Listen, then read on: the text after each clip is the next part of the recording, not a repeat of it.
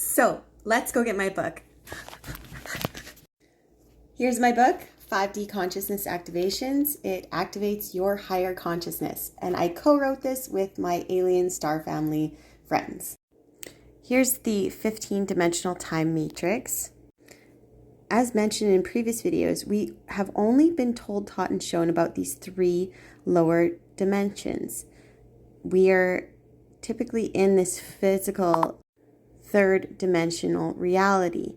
In 2nd dimensional reality, it's plants and animals. 1st dimension is just basic elements. They have the consciousness of just existing. Plants and animals have a higher level of consciousness, and they can also see more and experience more of the astral realm.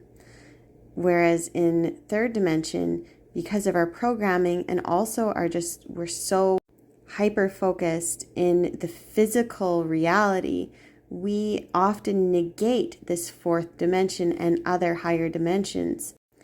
Each of the dimensions are layered on top of each other. But the 4th dimension is kind of different. It is like an exact replica of the 3rd dimension, but then there's also just all of these different astral, etheric type beings that can interact with the 3rd dimension, but we don't have the ability of interacting with them as much unless we have our extrasensory abilities opened up.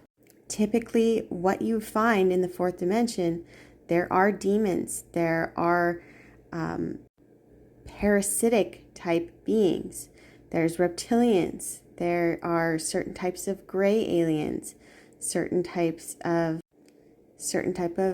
insectoids, and lots of different other types of beings. The Nephilim, the incubus, succubus.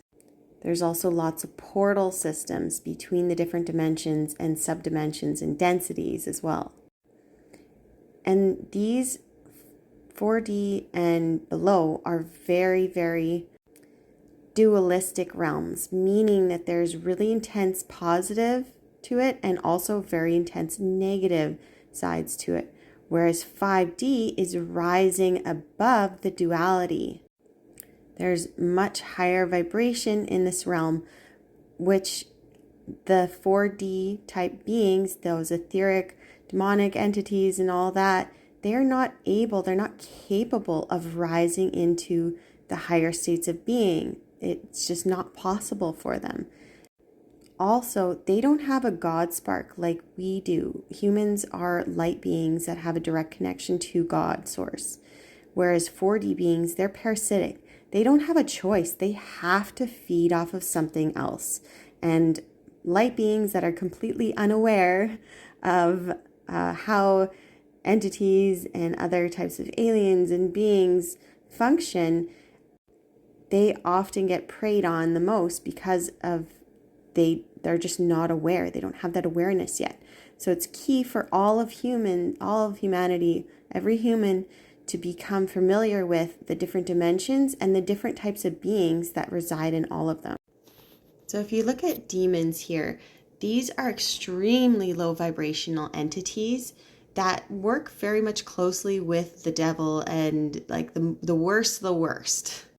But there's other types of demons that have different types of like things that they feed off of, whether that's drugs and alcohol or food or hurting other people or so many other different types of things. There's also the incubus and the succubus that prey on humans as well. Not going to go too far into explanation, but you can look up more info for yourself. A lot of people comment with fallen angels and Nephilims, and these are the hybrid giants from a very, very long time ago, and they are coming back or said to be coming back as well. But again, these are different than other demons. They're different than other beings. They're different than other entities. These do have more physical bodies to them, whereas the demons or other entities, they don't have a physical body. There's also many, many different types of angels as well. There's angels specifically for basically like everything you can think of. There's animal angels, there's guardian angels, there's singing angels, there's rescuing angels, there's, angels for every part of your life. There's also the archangels that have extraordinary abilities and powers, and you can call them in to assist you or aid you at any point in time. Angels reside in these way, way, way upper dimensions.